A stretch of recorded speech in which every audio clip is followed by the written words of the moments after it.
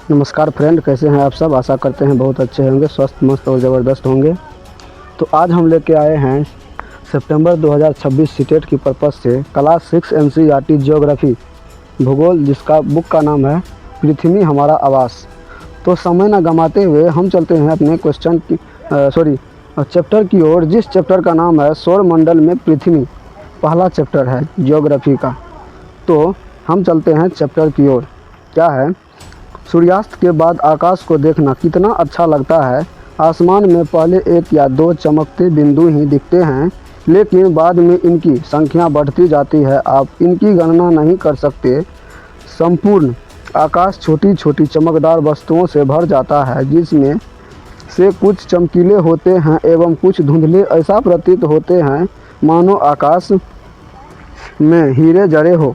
इनमें से कुछ टिमटिमाते प्रतीत होते हैं, लेकिन अगर आप इनको ध्यान से देखेंगे तो आप पाएंगे कि इनमें से कुछ की टिमटिमाहट अन्य से अलग हैं। ये बिना किसी टिमटिमाहट के चंद्रमा के समान चमकते हैं।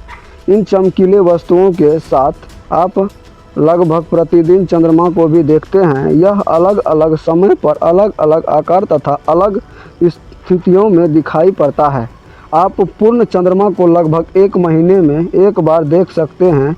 यह पूर्ण चंद्रमा वाली रात या पूर्णिमा होती है। 15 दिन के बाद आप इसे नहीं देख सकते। यह नए चंद्रमा की रात्रि या अमावस्या होती है। ऐसी रात में अगर आसमान साफ है तो आप अमावस्या का अवलोकन अच्छी तरह से कर सकते हैं।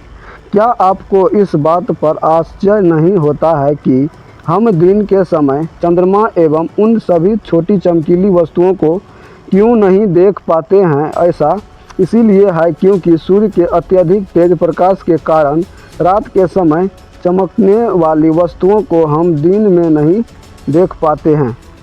सूर्य, चंद्रमा तथा वे सभी इन सभी छोटी चमकीले वस्तुओं को क्यों नहीं देख पाते? ऐसा इसलिए है क्योंकि सूर्य के अत्यधिक तेज प्रकाश के कारण रात के समय चमकने वाली वस्तुओं को हम दिन में नहीं देख पाते हैं। सूर्य, चंद्रमा तथा वे सभी वस्तुएं जो रात के समय आसमान में चमकती हैं खगोलीय पिंड कहलाती है। कुछ खगोलीय पिंड बड़े आकार वाले तथा गर्म होते हैं। ये गैसों से बने होते हैं। इनके पास अपनी ऊष्मा तथा प्रकाश होता है, जिससे वे बहुत बड़ी मात्रा में उत्सर्जित करते हैं। इन खगोलीय पिंडों को तारा कहते हैं। सूर्य भी एक तारा है। छोटा सा ये पढ़ लेते, आओ कुछ करके सीखे। आपको आवश्यकता होगी एक टॉर्च, एक सादा कागज, पेंसिल तथा एक सुई। चरण 1, कागज के मध्य में टॉर्च को इस प्रकार रखें कि उसका कांच कागज से सटा रहे। अब टॉर्च के कांच के तारों और एक वृत्त खींचे। कागज पर वृत्त के क्षेत्रों में सुई से छोटे छोटे छेद करें। अब कागज के छिद्र वृत्तीय भाग को कांच पर सामने की तरफ रखने तथा टॉर्च के चारों ओर कागज को लपेट रबर बैंड लगा दें। ध्यान रखें कि टॉर्च की स्विच कागज के बाहर रहे। अंधेरे कमरे में एक सादी दीवार की ओर मुंह करके इस टॉर्च को लेकर कुछ दूरी पर खड़े हो जाएं। दूसरी सभी बत्तियों को बुझा दें। अब टॉर्च की रोशनी को दीवार पर डालें। आप दीवार पर प्रकाश के अनेक छोटे छोटे बिंदुओं को देखेंगे, बिल्कुल वैसे ही जैसे रात के समय आसमान में तारे चमकते हैं। अब कमरे की सभी बत्तियों को जला दें। प्रकाश के सभी बिंदु लगभग अदृश्य यानी छुप जाएंगे। आप इसकी तुलना उस अवस्था से कर सकते हैं जब रात्रि के समय आसमान में चमकने वाले तारे सूर्योदय के बाद अदृश्य हो जाते हैं। आगे, रात के समय चमकते हुए अनगिनत तारे सूर्य के समान ही हैं, लेकिन हमसे बहुत अधिक दूर होने के कारण हम लोग इनकी ऊष्मा या प्रकाश को महसूस नहीं करते हैं तथा वे अत्यंत छोटे दिखाई पड़ते हैं। आप अवश्य ध्यान दिया होगा कि कुछ दूरी से देखने पर सभी वस्तुएं छोटी दिखाई पड़ती है। अत्यधिक ऊंचाई पर उड़ रहा हवाई जहाज कितना छोटा दिखाई देता है। रात्रि के समय आसमान की ओर देखते समय आप तारों के विभिन्न समूहों द्वारा बनाई गई विभिन्न आकृतियों को देख सकते हैं। ये नक्षत्र मंडल कहलाते हैं। अर्सा मेजर या बिग बियर इसी प्रकार का एक नक्षत्र मंडल है। बहुत आसानी से पहचान में आने वाला नक्षत्र मंडल सप्तऋषि सप्त यानी 7 ऋषि संत, यह 7 तारों का समूह है जो कि नक्षत्र मंडल अर्सा मेजर का भाग हैं। अपने परिवार या पड़ोस में किसी बड़े व्यक्ति से कहिए कि वह आपको आसमान में और अधिक तारों, ग्रहों तथा नक्षत्र मंडलों को दिखाएं। प्राचीन समय में लोग रात्रि में दिशा का निर्धारण तारों की सहायता से करते हैं। उत्तरी तारा उत्तर दिशा को बताता है, इसे ध्रुव तारा भी कहा जाता है। यह आसमान में हमेशा एक ही स्थान पर रहता है। हम सप्तऋषि की सहायता से ध्रुव तारे की स्थिति को जान सकते हैं। चित्र 1.1 में आप देखेंगे कि यदि सप्तऋषि मंडल के संवेदक तारों को आपस में मिलाते हुए एक काल्पनिक रेखा खींची जाए एवं उसे आगे की ओर बढ़ाया जाए तो यह ध्रुव तारे की ओर इंगित करेगी। कुछ खगोलीय पिंडों में अपना प्रकाश एवं ऊष्मा नहीं होती है, वे तारों के प्रकाश से प्रकाशित होते हैं। ऐसे पिंड ग्रह कहलाते हैं। ग्रह जिसे अंग्रेजी में प्लेटाइन कहते हैं, ग्रीक भाषा के प्लेटिनियम शब्द से बना है, जिसका अर्थ होता है परिभ्रमण यानी घूमना, अर्थात चारों ओर घूमने वाले पृथ्वी जिस पर हम रहते हैं एक ग्रह है। यह अपना संपूर्ण प्रकाश एवं ऊष्मा सूर्य से प्राप्त करती है, जो पृथ्वी के सबसे नज़दीक का तारा है। पृथ्वी को बहुत अधिक दूरी से जैसे चंद्रमा से देखने पर यह चंद्रमा की तरह चमकती हुई प्रतीत होती है। कुछ रोचक तथ्य, बृहस्पति, शनि तथा यूरेनस के चारों ओर छल्ले हैं। ये छल्ले विभिन्न पदार्थों के असंख्य छोटे छोटे पिंडों से बनी पट्टियां हैं। पृथ्वी से इन छल्लों को शक्तिशाली दूरबीन की सहायता से देखा जा सकता है। आगे ये तो कुछ इसका है, तो चलिए इसको समझते हैं। यहाँ नीचे लिखा हुआ है, बुध सूर्य के चारों ओर एक परिक्रमण 88 दिन अपने अक्ष पर पूरा घूर्णन 59 दिन में पूरा करता है। और शुक्र सूर्य के चारों ओर एक परिक्रमण 255 दिन अपने अक्ष पर घूर्णन 243 दिन में पूरा करता है। पृथ्वी का हम सबको तो मालूम ही है, तो अपने सूर्य का चक्कर 365 दिन और अपने अक्ष पर 1 दिन में पूरा करता है। मंगल सूर्य के चारों ओर एक परिक्रमण 686 दिन अपने अक्ष पर 1 दिन, चंद्रमा की संख्या 2। अब धीरे धीरे इसकी अवधि बढ़ती जाएगी। बृहस्पति सूर्य के चारों ओर परिक्रमण करने में 11 साल 11 महीने लगभग 12 साल, अक्ष पर पूरा घूर्णन 9 घंटे 56 मिनट, चंद्रमा की संख्या लगभग 53 है।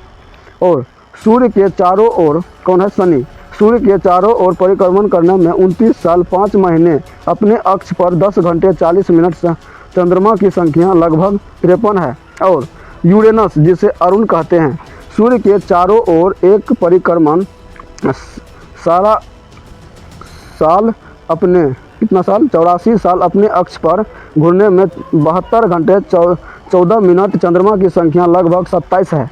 और सूर्य के चारों ओर एक परिक्रमण लगाने में नेपच्यून जिसे वरुण कहते हैं 164 वर्ष यानी 164 साल अपने अक्ष पर 16 घंटे और 7 मिनट लगते हैं। इसमें कुल मिला के 8 ग्रह है, जिसको आंतरिक ग्रह में बुध, शुक्र, पृथ्वी और मंगल आता है, जिसे हम आंतरिक ग्रह कहते हैं। और बाह्य ग्रह में आता है बृहस्पति, शनि, यूरेनस और नेपच्यून।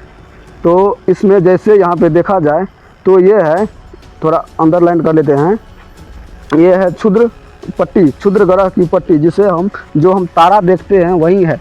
तो इसके अंदर आने वाले ग्रह को हम आंतरिक ग्रह कहते हैं और इसके बाहर के ग्रह को हम बाह्य ग्रह कहते हैं। और ये क्षुद्र ग्रह की पट्टी मंगल और बृहस्पति के बीच पाया जाता है। जैसे यहाँ पे देखा जाए तो यहाँ पे मंगल है और यहाँ पे बृहस्पति है, इन दोनों के बीच पाया जाता है। तो आगे हम बढ़ते हैं, आगे क्या है देखते हैं। क्या आप जानते हैं पौराणिक रोमन कहानियों में सूर्य देवता को कहा जाता है। सूर्य शब्द का अर्थ है सूर्य से संबंधित, इसीलिए सूर्य के परिवार को सौर मंडल यानी सोलर सिस्टम कहा जाता है। सौर शब्द का उपयोग करते हुए और अधिक शब्दों को लिखते अगला चैप्टर की ओर चलते हैं। आसमान में दिखने वाला चंद्रमा एक उपग्रह है। यह हमारी पृथ्वी का सहचर है तथा इसके चारों ओर चक्कर लगाता है। हमारी पृथ्वी के समान रात अन्य ग्रह हैं जो सूर्य के प्रकाश का एवं ऊष्मा प्राप्त करते हैं। उनमें से कुछ इसके पास अपने चंद्रमा भी हैं। सौरमंडल सूर्य 8 ग्रह, उपग्रह तथा कुछ अन्य खगोलीय पिंडों जैसे क्षुद्र ग्रह एवं उल्का पिंड मिलकर सौरमंडल का निर्माण करते हैं। उसे हम सौर परिवार का नाम देते हैं, जिसका मुखिया सूर्य है। क्योंकि सूर्य के ही चारों ओर सभी ग्रह चक्कर लगाते हैं, इसीलिए सूर्य को मुखिया माना गया है। आगे सूर्य के बारे में हम पढ़ेंगे। सूर्य सौरमंडल के केंद्र में स्थित है। यह बहुत बड़ा है, एक अत्यधिक गर्म गैसों से बना है। इनका खिंचाव बल इससे सौरमंडल को बांधे रखता है।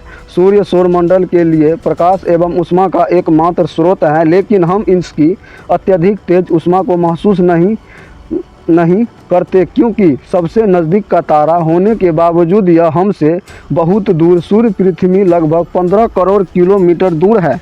आगे ग्रह। हमारे सौरमंडल में 8 ग्रह है। सूर्य से दूरी के अनुसार वे हैं बुध, शुक्र, पृथ्वी और मंगल। इसे हम आंतरिक ग्रह कहते हैं, जो अगले टाइम भी बोले हैं। और इसमें थोड़ा अंडरलाइन कर देते हैं, आंतरिक ग्रह कौन सा है।